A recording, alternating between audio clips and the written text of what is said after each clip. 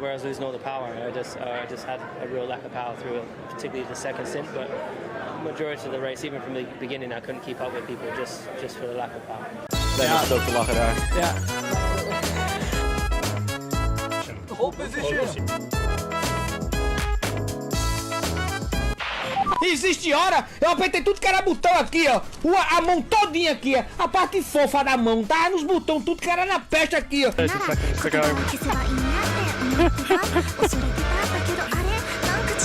Sorry. Grande Prêmio do Japão. Terceira etapa do calendário de 2026. Graças ao bom senhor, última corrida de madrugada. A próxima vai ser só no final do ano. Bom, não vai ter muita enrolação aqui no começo, então bora falar das equipes e de como foi o final de semana. Começando com a Aston Martin, que tá uma bagunça até nos bastidores. Primeiro sai uma notícia de que o Jonathan Whitley ia sair da Audi, que realmente se concretizou, e iria para Aston Martin. Bom, quando o Jonathan Whitley saiu da Audi, eu pelo menos imaginava que ele ia ser anunciado na Aston Martin logo em seguida, mas aí vem o Pedro Della Rosa e diz que por enquanto não vai contratar ele, o que me deixou confuso. Quer dizer que ele saiu de bobeira da Audi, então? Enfim, Aston Martin e suas confusões. Na classificação, vocês já imaginam, último e penúltimo, nem tem muito o que comentar aqui. É triste ver a onboard do Alonso completando a volta e subindo uma posição. Eu tinha falado que a Aston Martin nem era o carro mais lento, mas aí vem pro Japão e não ficam nem na frente da Cadillac. Obviamente o Stroll ficou em último e o Alonso ficou em 21º. Chega na corrida, o Stroll abandona logo depois do safety car sair da pista. Até aqui nenhuma novidade e o Alonso pelo menos conseguiu completar a corrida. Não ficou em último, já é alguma coisa, mas é isso. Dentro da realidade da Aston Martin, completar uma corrida já é um avanço. Bom, o Cadillac na classificação já fez mais do que imaginado, ficou na frente da Aston Martin e foi isso. Não ficou em último e o carro não desmontou no meio da volta. O Pérez ficou na frente do Bottas, então eles largaram de 20º e 19º. Na corrida o carro ficou inteiro, nenhuma peça saiu voando, ambos terminaram a prova. Cadillac fez o básico, chegou, correu, não atrapalhou a rapaziada, terminou e tchau. Na Williams, o Sainz ficou na frente de novo, se não me engano tá 3-0 pro Sainz. Se vocês quiserem contar a Austrália, tá 3-1, mas como o Sainz não participou da classificação da Austrália, pra mim não conta. Fora isso, o Sainz ficou na frente do Albon. O próprio Albon manda esse rádio logo após ele sair do Q1 e você se pergunta, na corrida foi melhor? Não, amigo, foi pior. O Albon terminou na incrível 21ª posição, vulgo a última. No final da corrida eu sinceramente não sei o que aconteceu com o Albon, que aparecia na transmissão que toda hora ele estava entrando no box. Não sei se foi um erro ou se a Williams pediu para ele trocar de pneu mais 5 vezes nas últimas voltas. Enfim, final de semana horroroso do Albon. No treino livre ainda teve aquela batida com o Pérez, por mais que eu acho que ele não teve culpa, mas ainda assim resume bem o final de semana dele. Já o Sainz, dentro das limitações do carro, até fez uma boa corrida, terminou em 15º. Bom, é o que dá, né? Audi vindo para a terceira corrida do ano já sem o seu diretor de equipe, e o Binotto tá assumindo essa função por enquanto, até eles acharem outro. Boatos de que o Horner pode vir, e isso daí é um pouco complicado. Por um lado eu penso que pode ser bom, porque o currículo do Horner fala por si só, mas por outro, os últimos anos dele na Red Bull já não foram muito legais, e isso me deixa com o pé atrás. Na classificação, o Bortoleto de novo foi pro Q3, chegou aí para terceiro por um momento no Q2, e o Hülkenberg ficou no Q2 mesmo. O Bortoleto largou em nono e o Hülkenberg em 13º. Na largada da corrida, tanto o Hülkenberg quanto o Bortoleto perdem muitas posições. O Bortoleto caiu de nono para 15º e o Hülkenberg foi parar em 19º. Então mais uma corrida onde os pilotos largam muito mal, e se a expectativa da equipe era pontuar, como eles mesmos disseram, no final terminaram zerados e cair tantas posições logo na largada em uma pista que não é lá muito boa de se fazer ultrapassagem, não ajuda muito. Lawson ficou no Q2 mesmo, 14º, e o Lindblom ficou na frente dele pela primeira vez no ano. Não só ficou na frente do Lawson, como também ficou na frente do próprio Verstappen, indo pro Q3 e terminando em 10º. No Q3 ele acabou fazendo uma volta rápida só, porque não tinha mais pneu, mas ainda assim muito impressionante o que ele vem fazendo por enquanto. Bom, a Fórmula 1 esse ano tá tão patética, toda a corrida tá tendo algum problema diferente na transmissão, e dessa vez foi o Lawson, que ficava caindo toda hora da tabela e depois voltava. O próprio Everaldo Marques na transmissão falava que era o transponder do carro, mas eu tô achando incrível essa frequência de problemas que vem acontecendo toda etapa esse ano. Tirando isso, o Lawson pontuou, Binotto terminou em 9º e o Lindblad ficou em 14º. O Lindblad teve azar também, tinha entrado no box antes do acidente do Berman e ficou na onde estava. Se não fosse por isso, talvez ele tivesse pontuado. Red Bull, e aqui vemos o Verstappen fazendo a versão do Vettel de 2014, ganha 4 títulos e, sei lá, bicho, talento é sequestrado. Se bem que o Vettel foi logo após o 4º título e o Verstappen ainda quase foi campeão ano passado, então... Mas enfim, vocês entenderam. De qualquer forma, o Verstappen não tá se entendendo com esse carro.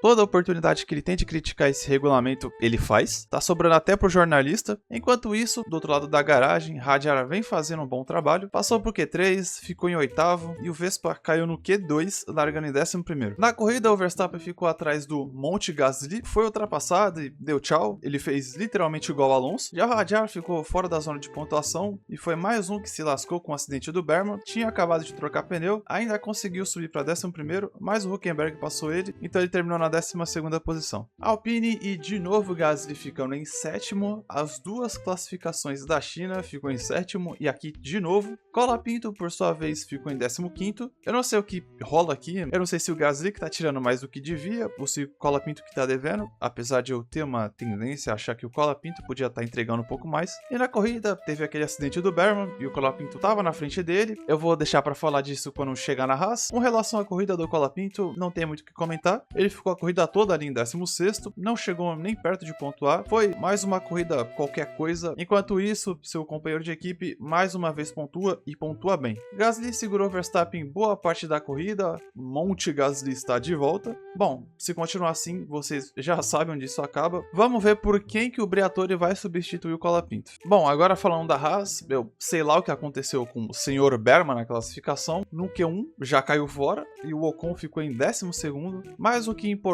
mesmo nessa etapa foi o acidente do Berman, que meio que dividiu essa corrida. Existe uma corrida antes e depois do acidente dele. Pelo menos foi essa sensação que me deu. Bom, vamos lá. Todo mundo já sabe que os carros desse regulamento perdem velocidade no meio da reta, o que por si só já é perigoso, levando em conta que a Fórmula 1 é um esporte de automobilismo, onde tudo é construído pensando em dar mais velocidade para o carro. E aí nós temos um carro perdendo velocidade. Beleza. Mas aí é só fazer uma conta simples. Na sua frente tem um carro perdendo velocidade por causa da bateria. E você que tá vindo atrás babando, com a bateria cheia a 300 e sei lá o que por hora, alguma hora isso ia dar merda. Cara, isso não faz sentido. A FIA mudou e aprovou esse regulamento, escolheu ir por esse caminho, mesmo sabendo a canalice que estavam fazendo. Tudo isso para agradar a montadorazinha, tá aí o resultado. O Berman acabou se machucando na batida, ficou até mancando quando saiu do carro. A pergunta agora é, o que a Fórmula 1 e a FIA vão fazer depois disso? Vão, de novo, ter que remendar esse regulamento. Olha, bicho, estamos na 3ª corrida desse regulamento e eu não vejo a hora dele acabar logo. Bom, pelo menos o Berman, por mais que tenha se machucado, parece que tá tudo bem. Ele vai ter aí o mês de abril inteiro para se recuperar. Com relação ao Ocon, ele conseguiu pontuar, se não me engano é o primeiro ponto dele no ano. Bom, agora a McLaren, o Piastri, por mais que não tenha largado as 2 primeiras corridas, ainda assim ficou na frente do Norris em todas as classificações. E aqui no Japão não foi diferente, terminou em 3º e o Norris ficou em 5º. Na largada o Piastri foi fantástico, não só a largada, né, mas a corrida como um todo foi muito boa. Até antes do safety car ele estava liderando a corrida, segurando o Russell. Provavelmente o Russell em algum momento ia acabar passando ele e ir embora, como aconteceu, né, depois que a corrida voltou, o Antonelli estava na frente e acabou indo embora. Bom, o Russell até chegou a passar ele na volta 8, mas foi só abrir a volta 9 que o Piastri passou de volta. É a corrida ioiô, né? Vocês estão ligados. Nada que já não tenha acontecido nas corridas anteriores. O Piastri terminou em 2º, foi mais um piloto que deu azar com safety car, mas até que beleza. Levando em conta que ele estava em 1º, né? Se não tivesse acontecido a batida, vai saber se ele ia conseguir ganhar a corrida. Eu acho que não, mas, né? Nunca se sabe. O Norris foi a mesma coisa, a diferença é que ele estava um pouco mais atrás, então terminou em 5º. Finalmente a McLaren, depois de 3 etapas, conseguiu terminar uma corrida com todos os carros na pista. A Ferrari teve um desempenho abaixo na classificação, o Hamilton ficou em 6º e o Leclerc ficou em 4º. Pelos resultados do Q1 e do Q2, parecia que ia sair algo melhor do que P6 e P4. Eu pelo menos esperava o Leclerc em 3º, quem sabe em 2º ali, separando as 2 Mercedes. No final da classificação, o Leclerc ainda reclamou do regulamento. I honestly cannot stand it for rules in qualifying. Yeah, copy that. The fucking joke. Like, the first 8 corners, like, well, total earlier, fuck's sake, I lose everything in this track.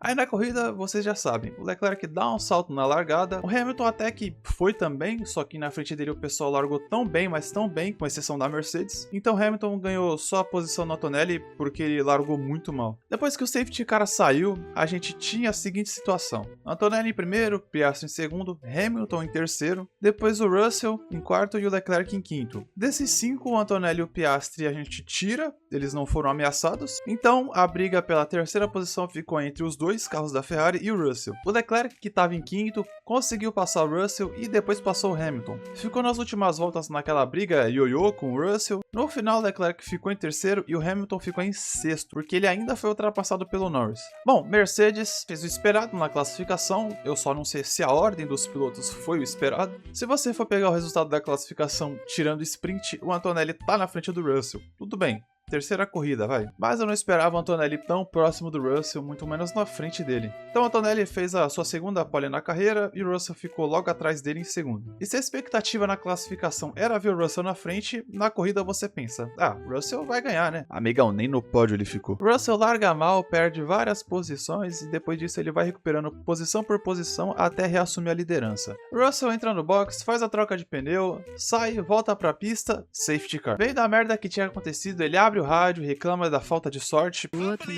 Pô, assim, o Russell, ele é chato demais, reclama de tudo, mas aqui eu tenho que concordar, ele não só teve azar, como ele foi o principal prejudicado. Por quê? Porque simplesmente o Kimi Antonelli, o cagado da rodada, foi o maior beneficiado com essa entrada do safety car. O Antonelli estava em primeiro e não tinha entrado no box ainda. A corrida basicamente caiu no colo dele. Enfim, essa vitória do Antonelli teve sim seu mérito, ele podia muito bem ter relargado na liderança e perdido várias posições, tipo o Hamilton, estava em terceiro e terminou em sexto, mas também o Antonelli teve muita sorte e isso é inegável. Com esse resultado, ele assume a liderança do campeonato, então o Russell terá que passar o abril inteiro aí na vice-liderança, e mais um recorde quebrado pelo Antonelli, ele é o piloto mais jovem da história da Fórmula 1 a liderar um campeonato. Com o cancelamento das corridas do Bahrein e da Arábia Saudita, a Fórmula vai ficar abril inteira sem corrida, sendo a próxima em Miami só no dia 3 de maio. Bom, é isso, muito obrigado por ter me acompanhado até aqui, até o próximo vídeo e tchau!